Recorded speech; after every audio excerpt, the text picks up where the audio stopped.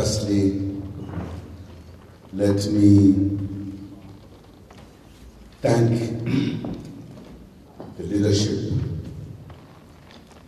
for having hosted us today here. As I said earlier, it reminds us of the occasion we had to meet and discuss some of the important issues. Our being here says to us, we have almost the same objectives. I think in your speech you have indicated a role that you play in the communities. This is what we wish we could do as, firstly, the party, our policies, but also as government. We try to put across the programs to address the plight of the poor people. Our policies are very much leaned towards the poor, because we believe no one who is made in the image of God must suffer whilst others are not suffering. I appreciate the speech you have made that indicates what you have done to poor communities. We're very happy. This is what we believe we should all do. As I said earlier, when we met, our policies are aimed at bringing about peace and stability, are aimed at ensuring that we all are cared for. That is why we did not agree with the policies that discriminated religion, made other religion to be above other religions. We believed that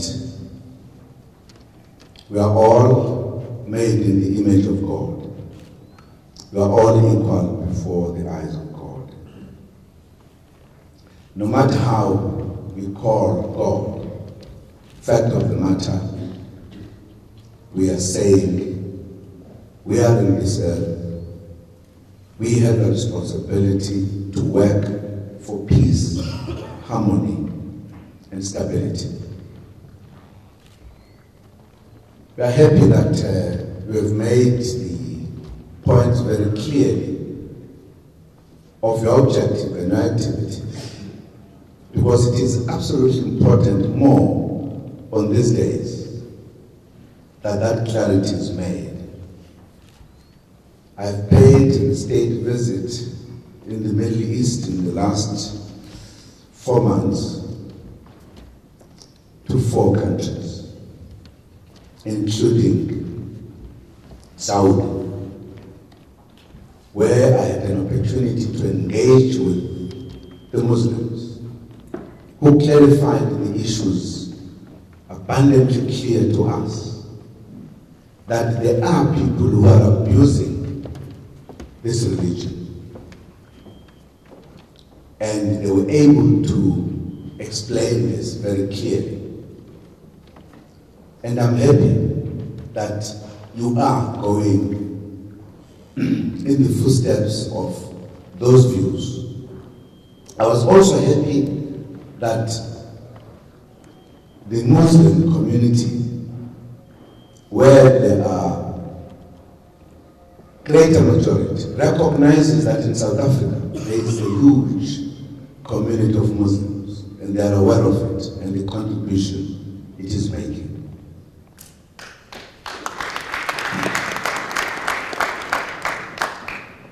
I'm happy happy that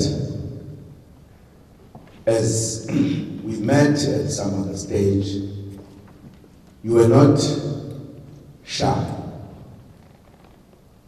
to associate with us. You were not shy, as you say it here, jokingly, that you are a Zuma man. and I'm more than humbled to hear that, because we believe that as South Africans of different religions, we can make South Africa a beautiful country for all of us.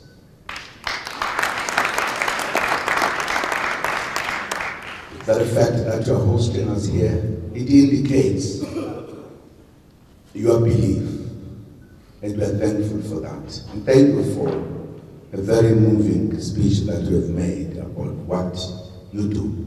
And we are happy, and on behalf of my delegation, I would love to thank you very much and thank the leadership that is here. The fact that the collection of leadership at one point coming to host us is an honor to us. We appreciate that. We would like to thank you. And indeed, we are of course here campaigning, trying to tell people how the ANC is different from other political parties, and we believe it.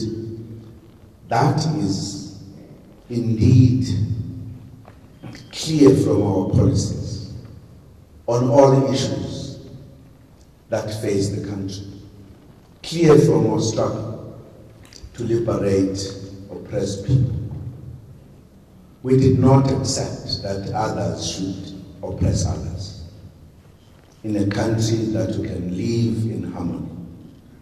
So thank you very much for you having that position that is prominent among your communities, is known. The very fact that you are reporting today that the King of the Zulus will be receiving you to recognize you, that speaks volumes of the role you are playing in the country. That many, including the King of the Zulus, recognize, and they believe they need to have a relationship with you. We're happy. We think if we work together, we can make South Africa a beautiful country, and we can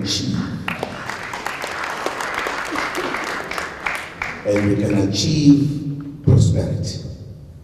Thank you very much for your role, and you must keep on doing so.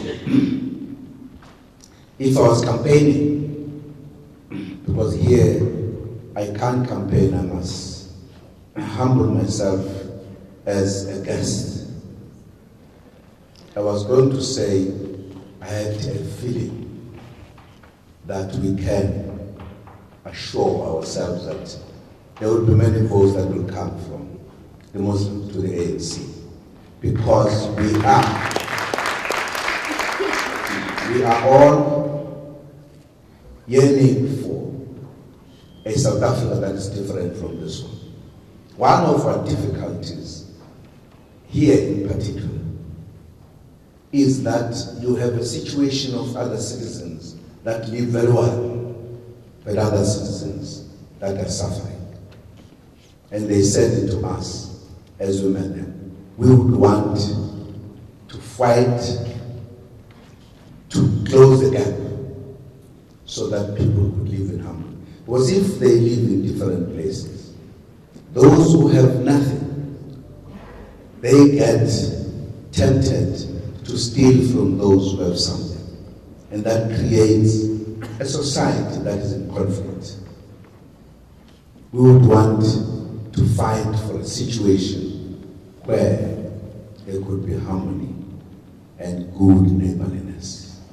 We are doing more to create relations with other countries. As I said, we went to the Middle East. We have actually strengthened our relations with those countries. One of the things that made me feel good about it, all of them, with no exception, they were saying, we no longer want to live in conflict in the Middle East, because economic development cannot take place if we are fighting. They even went as far as to say, we want Palestinians and Israel to have peace and harmony and believe in the two-state objective, which will make the Middle East a peaceful place. And indeed, they were saying they played a role many years back, and they believe time has come that they play a role now to bring about peace and stability. And indeed, at the center of what they were saying, it was the belief, it was the religion that had to be interpreted correctly. So thank you very much for our warm welcome, but also for a wonderful talk that makes us feel good in your midst. Thank you very much.